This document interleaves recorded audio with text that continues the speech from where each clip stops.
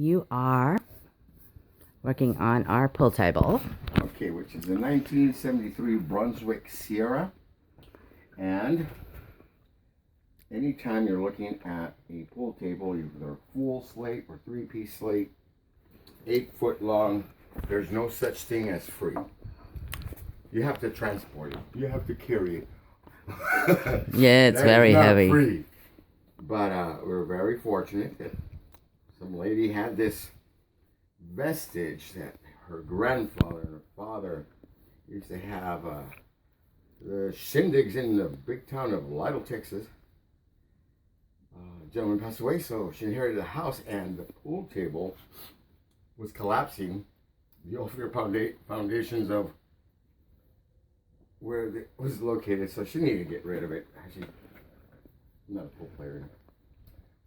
I want to start working on the house, but you can't work on the house with a faulty foundation. So a dog had gotten to it and had bitten on the actual structural part of it.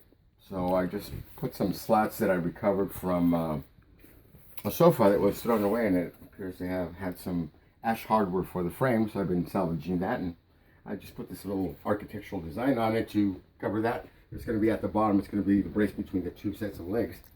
And we're on the final touch of varnish. And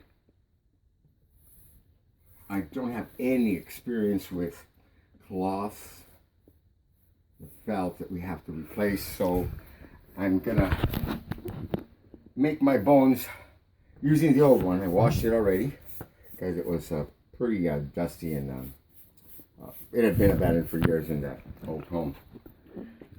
So I'll use my very, very old upholstery experience when I was 12 living in Mexico City and see how it works. And if I feel comfortable with that, and as we get space, I'll go ahead and then make the investment of getting new felt for the table.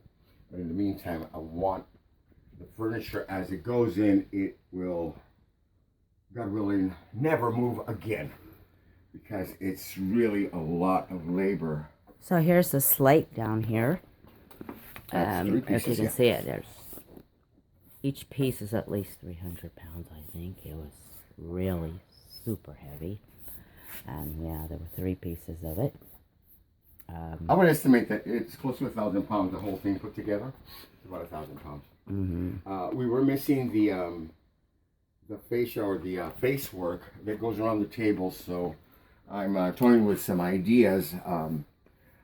It's amazing. I really love to work with wood, and we are in such a throwaway society that we have a bulky collection in our neighborhood, and I couldn't get to the store without filling my truck with stuff that people were throwing away because it has so yeah, much you nice want to lumber. show that. That is like So, beautiful. I recovered this from some sofas that some people were throwing away, probably because their cats sprayed on it because it stunk. But the wood, I mean, that is a lot of work. Yes, it's a machine, but it is solid hardwood. More than likely, it's alder or ash as well. It appears. I can't tell without removing the stain that it, or the H stain that it has in the back. It could be maple, but it's just a shame to see something like this get thrown away and the bulky stuff goes as landfill when it can be applied to the side of a pool table, and Yeah, it can that go looks kind of like super. this. Another idea that I've had, either with this or with some crown, is to recess it slightly from where the table goes, so I can put some LED lighting that changes color, and that would give some indirect light. So it'll make a one-time $1,200 pool table basically refurbished look like it's well, not look like it's going to be one of a kind. We're gonna make it one of a kind, definitely. I think it'd be really nice. Yeah. Now this is the third. This is the third coat.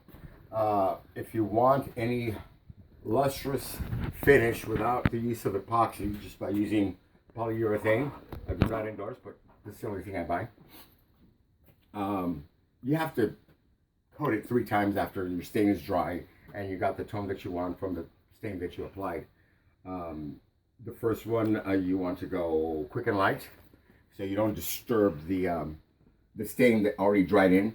Because if you put too much and you're brushing a lot, it'll loosen up the stain, and then you get these brush strokes that make things look cheap once you get close to it. I mean, from far away, just the natural beauty of the wood is going to be apparent, but cheap work would show when you see the brush strokes. What you want to see, for example, here, I don't know if the camera can pick it up.